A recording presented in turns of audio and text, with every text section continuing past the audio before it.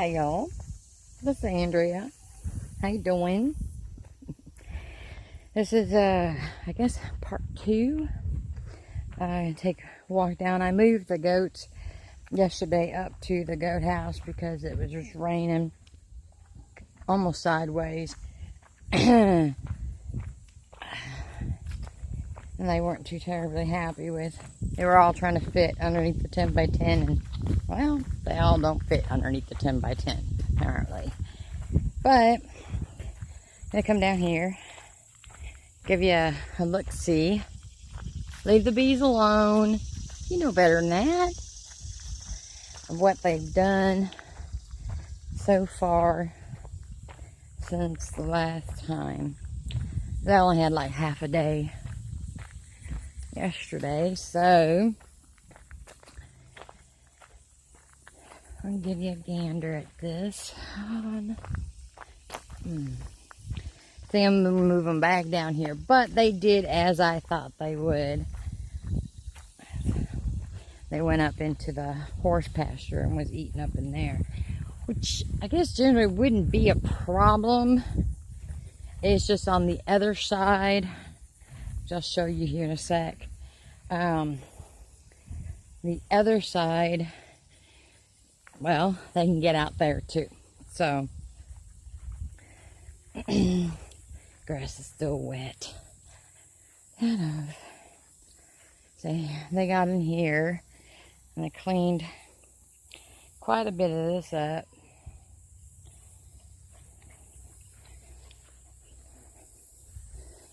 And he just walks right underneath of it. See, my goats can just go right underneath that. No issues. And see, it does go back there. As you can see, that lower line there goes back, And basically, she calls this the spring lot because there's like a underground spring. As you can see, all the thickness right in there. It's constantly wet, so she doesn't really have it fenced off too terribly well. I mean, for her horses, yes. For my goats, no. My goats can go right underneath. So I can get it to point down. That darn thing don't point down. I think the last time I had it set like that. There we go. And it kept pointing down. Go figure, huh? Alright, we're going to check the other side. Ooh, look at that pokeberry. Pokeberry. I understand it makes a great dye. Now, can you imagine dyeing something that beautiful, beautiful color there?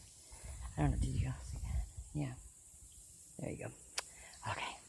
So they've been in there. Oh my goodness. Look at what they've done. Look at that. You can now see the tree trunk. And you can see back in there. Oh, I saw a little lizard. Did you see that too? A purple-tailed lizard. That's freaking awesome. Oh, and I just ran through a spider web. Disgusting. Okay. Let me go back in there. See, now you can see what they have done. Pretty impressive, if you ask me. Yeah? What do you stop eating grass? My dog eats grass. Wonderful. Okay. Well, I can actually walk up along here, but I'm gonna just walk up along here. You goofhead. I didn't do that. And yeah, if you see that, they've browsed along here. I still got quite a bit. You can see the fence back there now, but they have that little barbless wire fence right there. So they cleared all that up.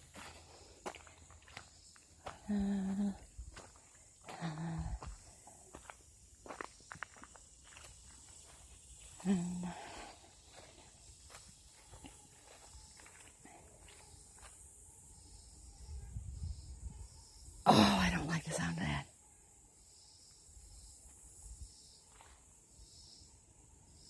Okay. Sound like a bunch of bees. Kind of scary. Okay. So they do actually still have some working here. But see, once they figured out, yay, right there, yeah, that's where they were, part of the reason when they're going underneath there. They don't even have to duck. Okay. Nope, stay out of there. But I can probably put them back down here and they'll clear up some more weeds and stuff out of there. That is bees. I have been stung enough this year. Alright. Okay, bud. Then we're going to move them. We'll bring them back down here. They got some more work that they can do. And as long as they don't try to get out of there, I could move that section up, and then I can move this section up along there. So if they do get out underneath there, that's quite a bit. I'd have to shorten it. We will try. We'll put them in there. And if they come up to the cabin to say hello, if they get out, that's where they come. They come looking for me. Then I'll move it. I'll move that section over there. See, all that section right in there. Move it this way. And then move this section up along her fence line. So if they do get out through there, then I'll have the electric to kind of cut them off. And then clear all that stuff up too.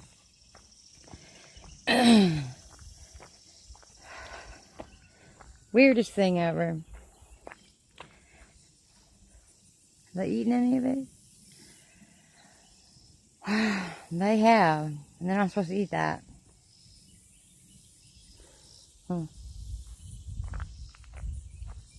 Alright, bud. Anyway, just kind of giving you an update. The last time I brought you through to now, you can actually see through the trees, which is awesome. There's a lot of deadfall in there and stuff like that too. But when you trim trees like that,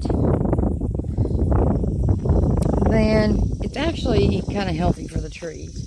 So I want to take a look and show you. I had a previous video of this hilly area that they did over here. I wouldn't mind trying to fence this off and letting them eat all that, because that is a pain to mow, I'll tell you that. Somebody told me what kind of plants, you'll see them, they're dead, because I sprayed them with weed eater. I sprayed them with some kind of weed killer that they have. I don't know what it is. And it did kill those plants off. Supposedly the mint, there's a particular kind of mint that is bad for goats and cows and horses. If they eat it, it will kill them. There's no cure for it. So here I was all up in this. Killing all that. It took like 2 weeks for it to die. That's what I'm saying. So, but my goats had pretty much cleared all this. Technically, I mean, you really can't get a lawnmower. Hey, right, come. You really can't get a lawnmower in because of these drop-offs. See? I don't know if y'all can see that. It's the drop-offs, and these are rock face. So, yeah, that would tear a mower up bigger than anything. And he has a pull behind brush hogger.